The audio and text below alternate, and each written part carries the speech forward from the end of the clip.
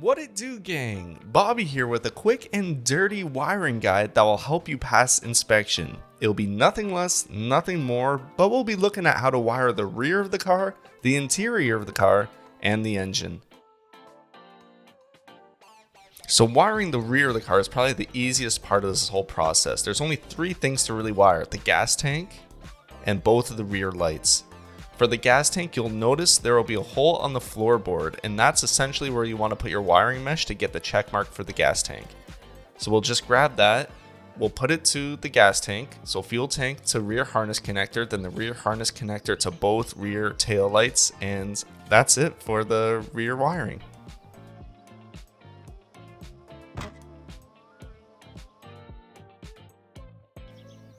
So the interior wiring is a little bit harder, but there's really only 4 connections you need to make for the car to be able to pass inspection, which is the fuse box to instrument panel 1, fuse box to instrument panel 2, fuse box to ignition, and the lights to the dash harness connector.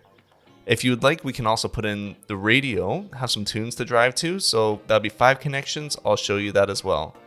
So right under the glove box, you should be able to find the fuse box. So we'll go fuse box to instrument panel 2, which is right under the radio. Fuse box to instrument panel 1, which is right in the middle of the cluster on your dash. We'll go fuse box to ignition, which is where you put your key in. And then from here, we'll head over to the light switch on the left hand side, and we'll put that to the dash harness connector right in the clusters as well. For the radio, just click on the radio, and the radio harness will be just to the right of it.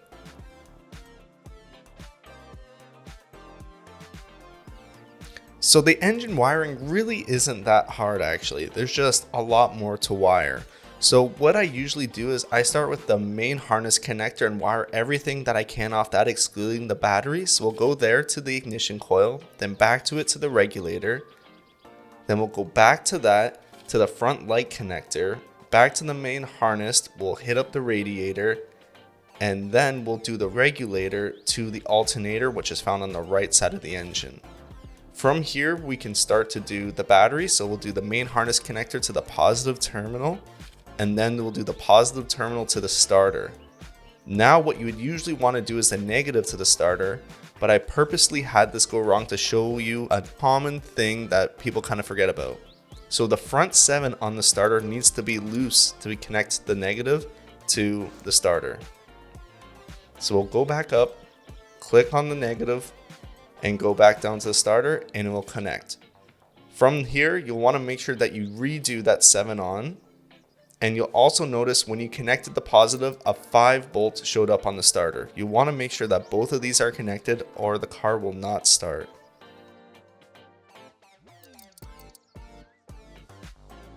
So now usually you can get to bolting the 8s on the battery to get it all connected, but there's still one thing we need to connect.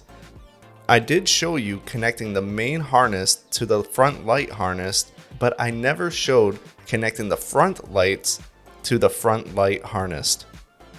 So to wire the lights, the grill has to come off, the lights have to come off. You cannot connect the lights while they're installed in the car. So we'll just take all this off.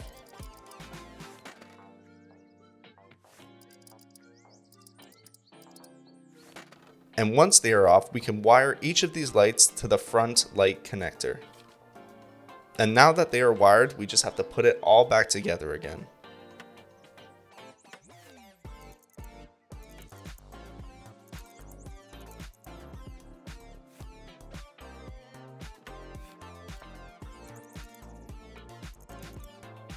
And now that it's all back together, we can do up the 8 bolts on the battery, starting with the positive first, then the negative. And the reason we didn't want to do the battery before wiring the lights is that if you wire anything on the car with the battery connected, there's a good chance that you will die from electric shock. So now we can get in the car, we can test our lights, put the key in the ignition, see if it lights up, and we can start the car. If everything went according to plan, the car should start right away. You can check your dash, have a look at your gauges, and you can tell if they're working because it'll show that there's gas in your tank, meaning that your gas tank is connected, and it'll also show the temperature of your car rising because the radiator will be connected.